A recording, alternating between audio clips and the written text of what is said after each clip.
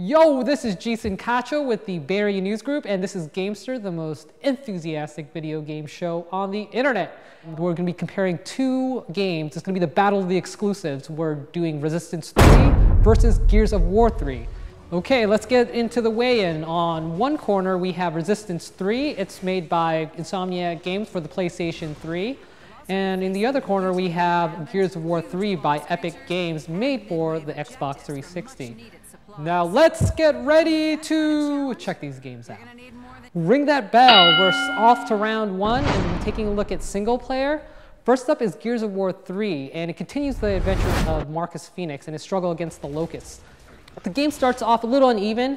There's a dream sequence that moves into a flashback, and there are some moments where you actually don't play as Marcus and Dom, and it's a little jarring. But overall, it doesn't find its narrative stride until the middle of the campaign.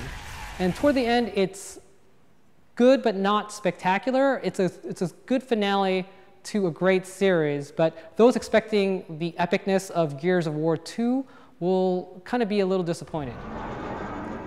On the other hand, Resistance 3 starts off really, really well. It's like Insomniac Games finally found the voice for this series. And you play as Joe Capelli, and he's raising his family in Oklahoma, and he's one of the last living humans on the face of the earth. The Chimera have won, and the game is all about him trying to go to New York and in a last-ditch effort to save mankind. And over the course of the game, you meet different parts, you go to different corners of America and see how these people are dealing with the end of the world. And just that desperation there, it's awesome. It's almost like The Walking Dead, but without the zombies. They nailed it. Round one, the single-player campaign, goes to Resistance 3. Round two is gameplay, and Gears of War invented the cover-based shooter. And this time around, Epic Games doesn't change the formula, it doesn't do anything different. It just polishes up what's already a great mechanic. This time around, they added co-op-ish weapons and mech called the Silverback. All of it works really well together. In Resistance 3, there's also an emphasis on weapons. It plays actually more like the original. There are health packs you have to pick up. Your health doesn't regenerate like in Resistance 2. The weapons are just as creative, and I like how they have to level up your weapons to access them, to make them more powerful. But when it comes down to it, Gears of War is amazing. It's the shooter of this generation. Round two gameplay goes to Gears of War 3 by a landslide. So it's 1-1, and we're moving on to round three, the multiplayer mode, and this will decide who wins this matchup. We'll start off with Resistance 3. It has a co-op and a competitive mode. The co-op is pretty straightforward. You go through the single-player campaign with a buddy. It's 2 players. It gives you a chance to test out the weapons and tactics with a friend.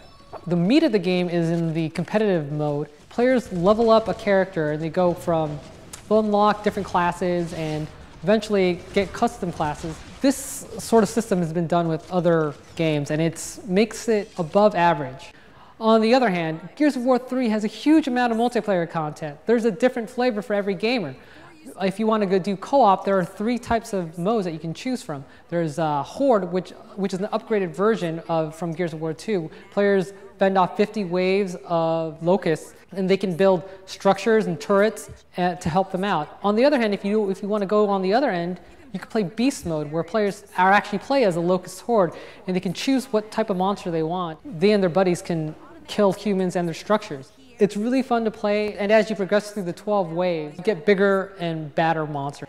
And if you want to compete against other people without killing them, you can do that in the arcade mode, where you battle friends and try to get the high score going through the single-player campaign.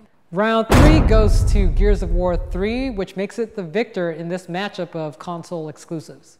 It's time for grades, and Resistance 3 gets 3.5 stars. Meanwhile, Gears of War 3 gets 4 out of 4 stars. Next week, we'll be reviewing Dead Island. I'll be protecting myself with weapons like this broom. Anyways, this is Geison Cacho with the Bay Area News Group, and I don't know what to say anymore, man.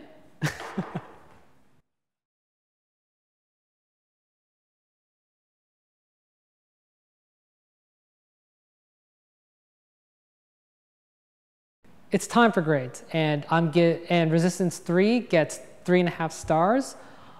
Meanwhile, Gears of War 3 gets 4 out of 4 stars,